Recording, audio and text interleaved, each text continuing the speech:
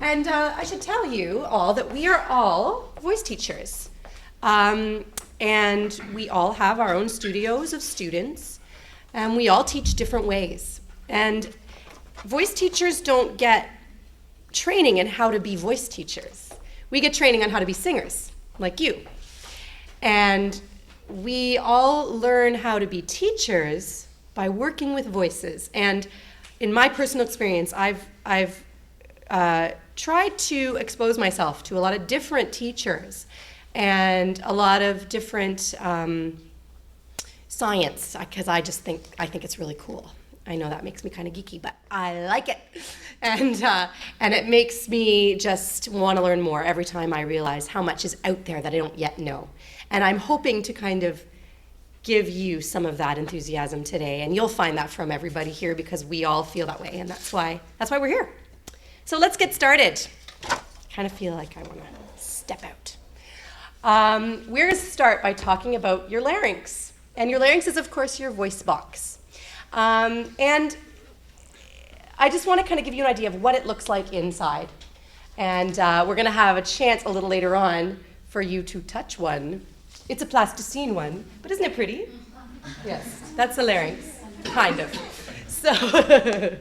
So basically, your larynx is a little house that lives in the middle of your trachea.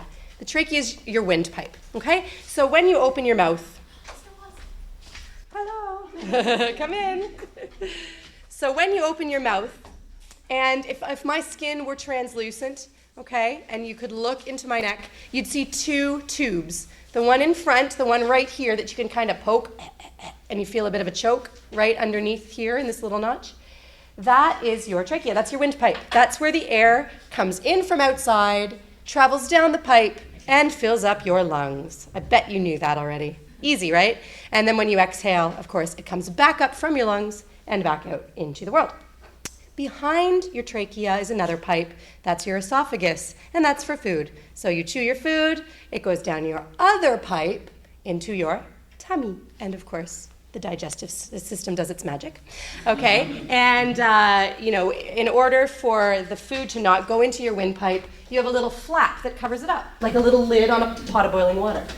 That's your epiglottis, and that just covers the windpipe because, of course, your food pipe is over here. So when you breathe, it opens, and when you swallow, it closes, and food doesn't get in there, except sometimes it does. Sometimes food gets past your epiglottis, and that's when you choke. All right? When you choke, there is another measure of safety. Because, of course, our windpipe, the first reason it's there, the most important reason it's there, is so you can breathe. Breathing helps you live. So you breathe air. It actually makes you live. It doesn't help you live. So you breathe air into your windpipe. It goes down into your lungs. But there are several safety measures along the way. The first is the epiglottis that protects it from food. But the most important safety measure and the primary survival mechanism in your body are two little folds of tissue that are very strong, and they can close like this, completely shut, in order to save your airway. And those are called your vocal folds, also known as vocal cords, C-O-R-D, not C-H-O-R-D-S. Chords are something that happens in music, yes, but vocal cords, C-O-R-D, were given that name initially because they kind of looked like cords of rope.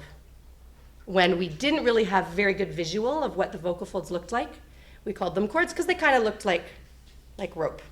Okay, and I'll show you. Inside there are little vocal cords inside that my larynx over there that you'll have a chance to look at too. But since technology's gotten better and better and better, and the doctors started, working on cadavers and actually looking at what was in there, they realized that there's actually very complicated folds of tissue that make up these cords, and they changed the name to vocal folds. So that's actually the technical term that's used now, and that's the term that I will use today. But vocal cords is not wrong, and it's certainly interchangeable with vocal folds. So I might use both, and it doesn't matter really, as long as you know what I'm talking about. So the vocal folds are, essentially their main purpose is to protect the airway, okay? And they can close really, really far shut, and then when you breathe, of course, they release open. okay?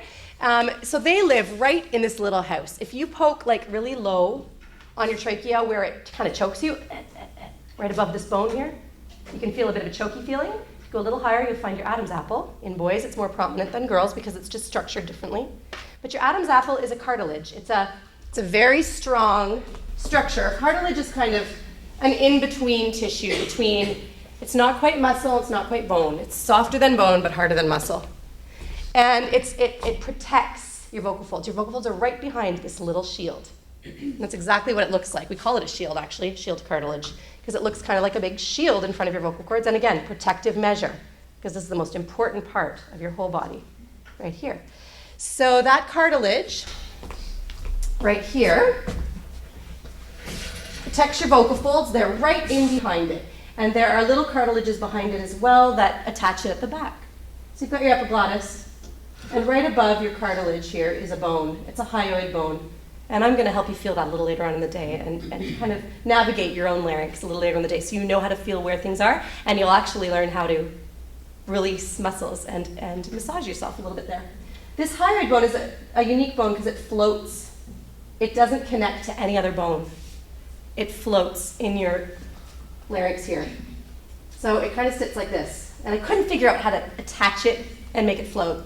I'm not that brilliant, even though this is a brilliant larynx, don't you think? So it floats right about there, and it basically, the larynx suspends from it. So there's little muscles that connect to a few different places on this hyoid bone, and the larynx is suspended from the hyoid bone. And that's how it sits in your throat. That's the only thing connecting it. It's kind of cool. And back here, this is the trachea here. These are little cartilages along the front of a trachea. You've probably seen that in pictures. And I did a little spine, but really that's not a spine because the esophagus is in front. Or behind, directly behind there. And there's another little cartilage right under the shield cartilage that helps with stretching the vocal folds. So that's not really important for you to know. So you've got the cartilage that protects the vocal folds that are in behind, and you've got the hyoid bone above it, and the trachea just goes right into the lungs. And that's the structure of the larynx. The way we make pitch is that the vocal folds stretch to create a high note, and they get shorter and fatter to create a low note. And I'm going to ask Angela to do a little demonstration with which prior people have seen already because we did it. And these look like chords. And unfortunately, we know that they are not chords. Our vocal folds do not look like chords. Let me go and move like this. But these do look like chords. And I'll show you what happens. This way a little bit. Well, you know what? We'll turn a couple times so everybody can see. This way. Well, if you go in here, everybody can see. I know. Let me actually explain a little bit first about the function of the vocal folds here. So these look like chords, but really the way vocal folds are built is they have a strong bulk muscle in them. So you can think of kind of they're about the size of the length of your fingernail, your thumbnail, by the way. That's about how long they are. And they have kind of a bulk muscle in them. And that bulk muscle comes cleanly together when we either close our glottis. For instance, if you hold your breath like that, what you're doing is you're closing your vocal folds really, really tightly and pushing air up underneath them. And if I let that air go really quickly, I get a lot of air pressure just exploding out of them. And it turns into a cough. And a cough looks like this. Air pressure, air pressure, air pressure, air pressure. And they smack open again. And that's why when you cough, you cause irritation on your vocal folds. Because imagine what happens to a delicate tissue when it smacks. Okay, it causes irritation. And we'll talk about that later in our segment of the vocal hygiene. So this bulky muscle opens when you breathe, like this. And when you phonate, and a basic phonation, let's just say a hum, is the folds coming together and vibrating very gently in a wave motion against each other. And there's a lot of physics about that I won't get into, and how that happens and what that creates. But that's what makes a sound wave. And if you've ever taken physics and you understand a bit about sound, you know that it's actually waves that create sound. And this wave of the vocal folds coming together gently like this in a beautiful way, very, very quickly actually. I should have looked at the fact, but can you look at it for me, Amy? How many times the vocal folds come together in a second? It's many times, so they do that very fast. But there's technology now, there's cameras that can watch your vocal fold function, vocal fold phonation like this, and slow it down to be this slow. So we can see exactly what your vocal folds are doing and how they're coming together in a wave. And that's how a voice doctor can diagnose something going wrong in how your voice is functioning. That's how they can diagnose, for instance, a stiff vocal fold or a, what's the word I'm looking for? When something can't move, it is rigid? Paralyzed. Yes, paralyzed. So paralyzed vocal folds. Many people suffer from that. Paralysis or something close to paralysis. And so that's a nerve issue, but you can see that in the wave when you slow it down, okay? Because it's something kind of hard to see otherwise. So the vocal folds come together very cleanly, ideally. Hi, come on in. And they vibrate against each other, kind of like this. They wobble, and they do a little wave. And of course, with these chords, I can't show you how cleanly the tissue comes together because these are just chords. So I can't really show you how beautiful the action is. But I think you might see some of that. I mean, are we doing any vocal fold demos on the? We have videos, yes. We do. We have all kinds of videos. So we're going to watch some of those vocal fold videos, which is really, really neat to see. So when we sing a low note, that tissue comes together and the folds get shorter and fatter. And they make a low note. And when we sing a high note, they stretch really, really, really, really long and vibrate against each other. But you can imagine when they stretch like that, they can't vibrate as easily because they are stretched so long. And so they can't do like a nice, beautiful, wobbly. And when they stretch that long, that bulky muscle doesn't vibrate as well. But there's a little muscle around it that vibrates very nicely and gently. And it's like almost like a thin membrane, like a thin skin around that big fat muscle.